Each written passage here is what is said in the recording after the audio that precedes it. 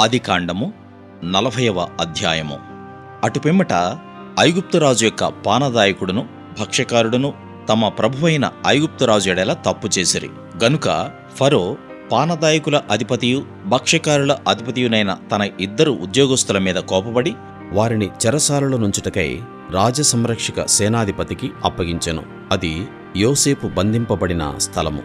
ఆ సేనాధిపతి వారిని యోసేపు వశము చేయగా అతడు వారికి ఉపచారం చేసెను.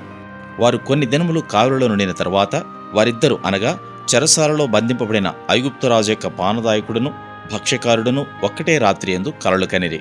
ఒక్కొక్కడు వేరువేరు భావముల కల కనెను. తెల్లవారినప్పుడు యోసేపు వారి ఎదుకొచ్చి వారిని చూడగా వారు చింతాక్రాంతులై ఉండిరి. అతడు ఎందుచేత నేడు మీ ముఖములు చిన్నబోయి ఉన్నవని తన యజమానుని ఇంట తనతో కావలిందున్న ఫరో ఉద్యోగస్తులను అడిగాను. అందుకు వారు, మేము కలలు గంటిమి, వాటి భావము చెప్పగల వారెవరునూ లేరని అతనితోననగా యోసేపు వారిని చూచి, భావములు చెప్పుట దేవుని ఆధీనమే గదా, మీరు దయచేసి ఆ కలలు నాకు వివరించి చెప్పుడనెను. అప్పుడు పానదాయకుల అధిపతి యోసేపును చూచి, నా కలలో ఒక ద్రాక్షావల్లి నా ఎదుట ఉండెను. ఆ ద్రాక్షావల్లికి 3 తీగెలుండెను. అది చిగిరించినట్టు ఉండెను. దాని పువ్వులు వికసించెను. దాని గెలలు పండి ద్రాక్షాఫలములాయెను. మరియు ఫరో గిన్నె నా చేతిలో ఉండెను. ఆ ద్రాక్ష ఫలములు నేను పట్టుకుని ఫరో గిన్నెలో వాటిని పిండి ఆ గిన్నె ఫరో చేతికిచ్చిదనని తన కలను అతనితో వివరించి చెప్పాను. అప్పుడు యోసేపు, దాని భావమిదే, ఆ 3 తీగెలు 3 దినములు, ఇంకా 3 దినములలోగా ఫరో నీ తలను పైకెత్తి నీ ఉద్యోగము నీకు మరలా ఇప్పించును. నీవు అతనికి పానదాయకుడవై ఉన్న నాటి మర్యాద చొప్పున ఫరో గిన్నెను అతని చేతికి అప్పగించెదవు. కాబట్టి నీకు క్షేమము కలిగినప్పుడు నన్ను జ్ఞాపకము చేసుకుని నా యందు కరుణించి ఫరోతో నన్ను గూర్చి మాటలాడి ఈ ఇంటిలో నుండి నన్ను బయటికి రప్పించుము.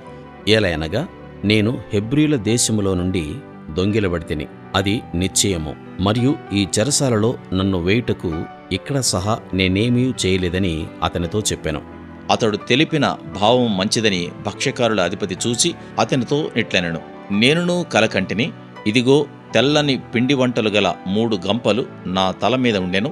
మీది గంపలో ఫరో నిమిత్తము సమస్త విధములైన పిండి వంటలు ఉండెను.